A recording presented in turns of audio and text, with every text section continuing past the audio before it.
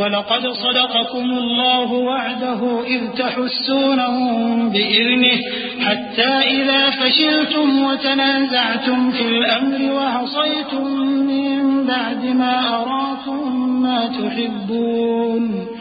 मिनकुम मन युरीदु दुनिया व मिनकुम मन युरीदुल आखिरह सुम्मा सरफकुम अन्हुम लियब्तलियकुम वलक़द अफ़ा अन्कुम वल्लाहु ज़ू फ़ज़्लिन अलल मुअ्मिनीन। और अल्लाह ने तुमसे अपना वादा सच्चा कर दिया, यानी उस वक्त जबकि तुम काफिरों को उसके हुक्म से कत्ल कर रहे थे, यहां तक कि जो तुम चाहते थे अल्लाह ने तुमको दिखा दिया। उसके बाद तुमने हिम्मत हार दी और पैगंबर के हुक्म की तामील में झगड़ा करने लगे और तुमने उसकी नाफरमानी की।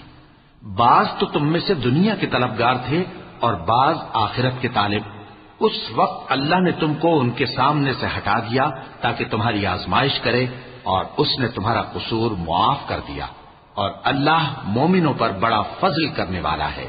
इज़ तुस्इदून वला तलवून अला अहदिन वर्रसूल यदऊकुम फी उखराकुम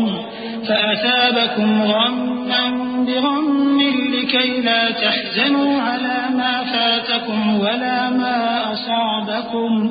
वल्लाहु खबीरुम बिमा तअमलून।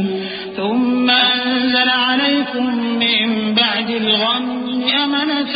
نعاسا يغشى طائفة منكم وطائفة قد أهمتهم أنفسهم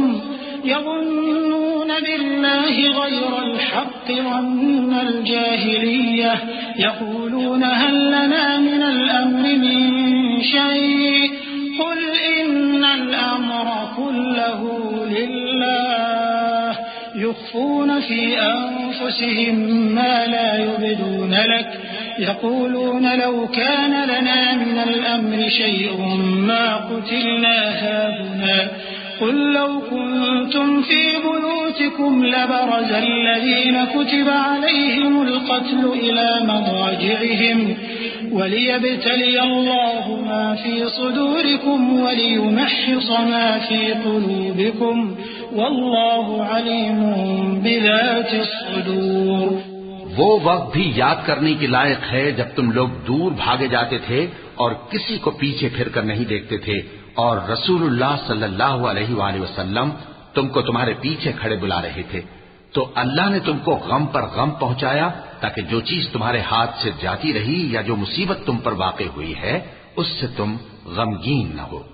और अल्लाह तुम्हारे सब अमाल से खबरदार है। फिर अल्लाह ने उस परेशानी के बाद तुम पर तसल्ली नाजिल फरमाई, यानी नींद, कि तुम में से एक जमात पर तारी हो गई, और कुछ लोग जिनको जान के लाले पड़ रहे थे अल्लाह के बारे में नाहक अय्याम कुफ्र के से गुमान करते थे और कहते थे भला हमारे इख्तियार की कुछ बात है। तुम कह दो कि बेशक सब बातें अल्लाह ही के इख्तियार में हैं। ये लोग बहुत सी बातें दिलों में मख्फी रखते हैं